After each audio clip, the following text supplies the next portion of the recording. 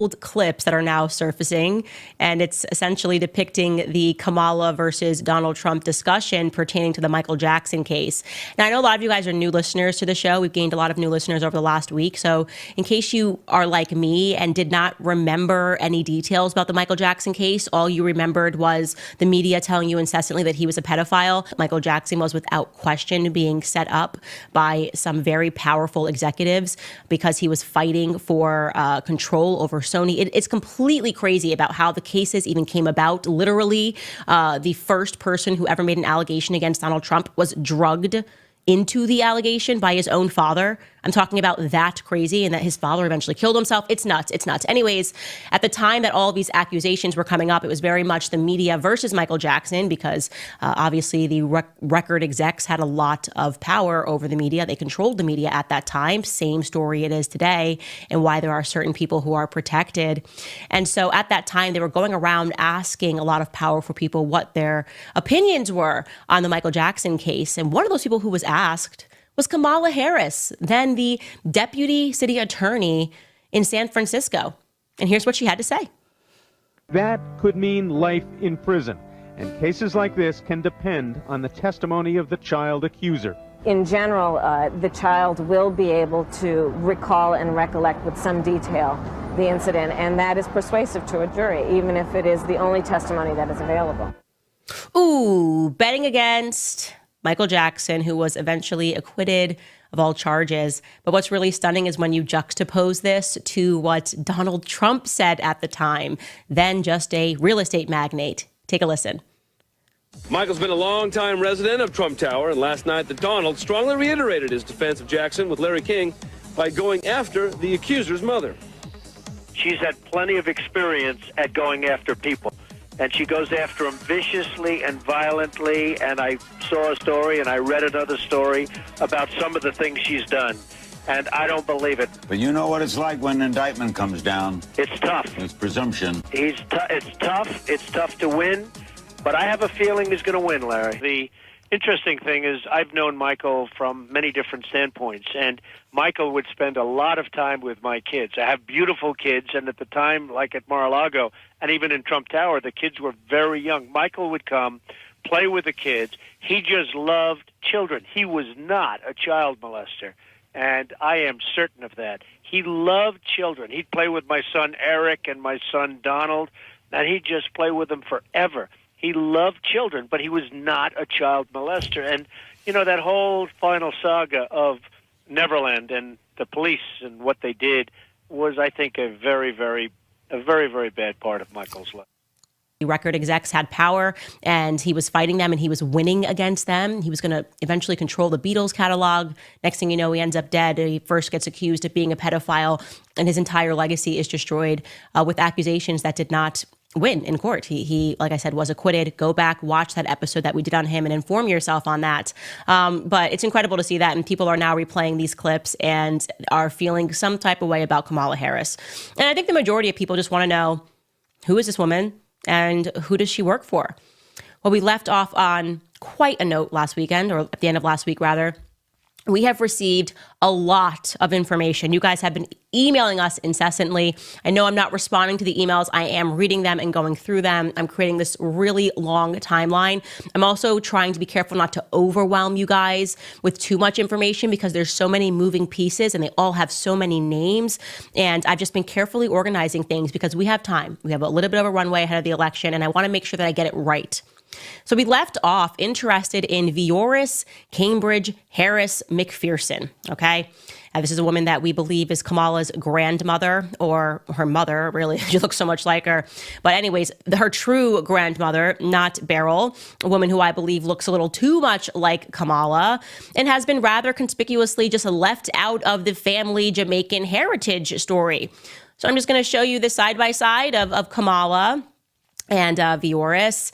And we then learned, because someone pointed it out to us, that actually Vioris's birth name is Iris. I can't believe I missed this. I produced the birth certificate and obviously did not read it for details. But yes, if you look at her birth certificate again, it actually says in that second column that her birth name is Iris. Now that explains why whoever created her profile on Ancestry.com put Iris in parentheses. On that far side, it says Vioris Anita, and that's her baptismal name. As I've been going through all of these documents, I realized baptismal names are very important, or were at this time, because they then used them and pretended that it was their legal names on other documents. But yeah, so when we see that, and we go, okay, so we now have a grandma Iris. That's very interesting. We know that this woman was born in 1927 in St. Elizabeth, Jamaica, and her last name was Cambridge. And I'm wondering, and I'm sure you're wondering, could she be the Miss Iris that Donald refers to so affectionately throughout his piece? He claims in that piece, by the way, that Miss Iris's ancestry is unknown to him, right? He also claims that that Iris that he mentions is his grandmother. So it would be Kamala's great-grandmother and not her grandmother, which I suspect she is. And I'm going to show you the extremely Black woman that we are shown a picture of. A picture that he claims he captured of Kamala sitting on Miss Iris's lap. Now, I have received, by the way, a note from a woman who is in her 70s who swears that she knew this family and that that woman there worked for the family. As we work to get in touch with her, she's a bit older. Trust me, I am on it. I've reached out. I'm going to actually place a phone call later on today to try to see if she'll pick up her phone, if she's easier to connect with that way, to get to the bottom of whether or not she really does know this family. She claims that she worked for the family for so long, didn't want to leave, and that is in fact a picture of the help, which would be wild. Absolutely wild if we can get somebody to confirm that. What we do now know for a fact is that Iris Cambridge, so going back to, I'm going to have to start calling them like White Iris and Black Iris, like just because I think it's easier for you guys to know who I'm speaking about. So White Iris, who died in Broward County, we know for a fact now that she is related to Kamala Harris, and I'm going to tell you how we determine that fact. It is now undeniable. Because when Kamala Harris was effectively handed the torch from Biden after they staged an effective coup back in August, CNN couldn't help themselves and immediately ran an article, instantly reminding the world that Kamala's Black. She's Jamaican. Instantly, let's Blackify her immediately. Here is the article that they ran. And it essentially had a title like about her Jamaican roots or whatever. And embedded in the article, it was a man named Sherman Harris. And he was speaking about his second cousin, Kamala. I'm just going to read this to you. It says, 3.5 years ago, Sherman Harris gathered together a clutch of family and friends at his home on a hilltop here in rural Jamaica to watch his cousin step into history. As Kamala took the oath of office as vice president of the United States, the room erupted in screams and tears, he recalled. Quote, even talking to you now, I feel some sort of tears from my eyes too. You know, Sherman Harris, 59, said in an interview with CNN, it's like tears of joy. So later throughout that article, he claimed that Oscar Harris, that would be Kamala's grandfather, Donald Harris's father, and his father, Newton Harris, were brothers. So that would make Kamala his second cousin. Okay. Now, if my theory is correct, that would mean that he knew White Iris very well, because we know that White Iris and Oscar Harris were married until death did him part, until he died. Well, guess what we found? That same cousin Sherman Harris, who was featured in that CNN piece just from August. We were crawling through Facebook. We found his Facebook page, and he posted a sweet tribute to his Aunt Iris, White Iris. It was a Facebook posting of White Iris's obituary, and beneath that obituary posting, he wrote this tribute to her. There it is. You can see the third one down says, Sherman Harris, rip Auntie, you're never forgotten. Lasting memories of shared episodes. That is the exact same Sherman Harris pictured in the CNN article. And again, this was posted under the obituary of the Iris Harris that died in Broward County. So this confirms that Iris, the White Iris, is indeed related to Kamala and Donald Harris. If Sherman is telling the truth, this would make Iris her grandmother officially. Kamala Harris must answer for this. She absolutely must answer this. You cannot be posting up pictures of you with the Black woman saying that it's your grandma, okay? You cannot do that. And then come to find out there was another woman who you look much more like And we have all of the evidence in the world that she is your true grandmother. That is just, it is too wild. It is just too out of pocket. We are going to need answers to that. Because if what Sherman Harris, who was interviewed by CNN, is saying is true, then there is no room here. There's no situation in which Black Beryl, this woman, is her legitimate grandmother, okay? And by the way, I want to say, just keeping up, looking at this Beryl, she in no way favors Donald Harris. Let's get a side-by-side of Beryl and Donald Harris. Like, what are we even speaking about? If you put this together, how are you getting Beryl from this woman and Oscar Harris? I don't see it. Now, again, genes can be funny, but then when you put him next to our white Iris, I go, okay, look at those squinty eyes here. I could see a little bit of a similarity here. He does seem to somewhat favor her. Again, now we're just believing our own eyes and asking the right questions. What we do know for a fact is that woman on the right, Iris Harris, is related to Kamala Harris, and we need answers, okay? We need answers. Now, also last week, we left you on a tidbit. We were searching for a Christopher Harris. Do you guys remember that? I'm going to briefly jog your memory here. Christopher Harris was the, at the time, anonymous person who signed off on Oscar Harris's death certificate. Now, we were just imagining, okay, we're looking for information on Donald. We know Oscar Harris was married to Iris, Vioris, whatever you want to call her.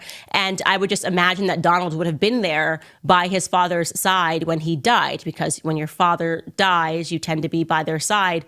Well, I'm going to pull up that death certificate again. This is, again, Oscar Harris's death certificate. And you can see on the bottom there, number 16. If you go right there to the bottom, it says qualification, meaning the person filling this out. The qualification is that he is the son of Oscar Harris. And then it says something about the body being buried.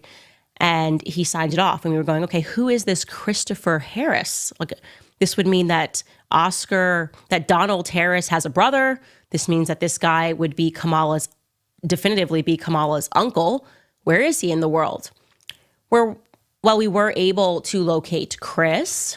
He was also featured in the Kingston Gleaner. That has given us a lot of information, the newspaper, in an article that was dated back to June 24th, 1983, announcing the Council of Jamaicans in Ontario, Canada. I'm going to show you a picture, okay? See these pictures of these people.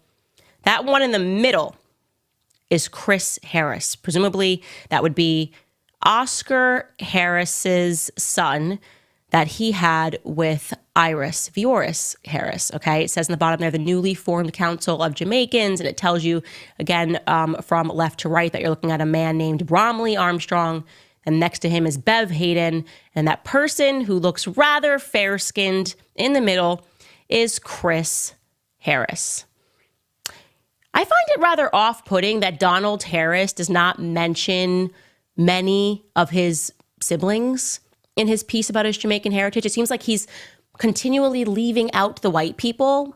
That just makes me a little bit uncomfortable. I'd almost say it's racist. Just abandon an entire side of your family. Like, don't you find that quite weird that piece so much focuses on introducing and discussing everyone who's Black, but you leave out your own siblings? We've thus far, by the way, been able to locate 2 other confirmed siblings. So these would be the siblings of Donald Harris, the children of Oscar Harris and Iris, our white Iris Harris, who died in Broward County. He doesn't mention them. Did Kamala have a relationship with them growing up? I don't know. And I want to be clear, we still cannot find much information about Donald Harris himself.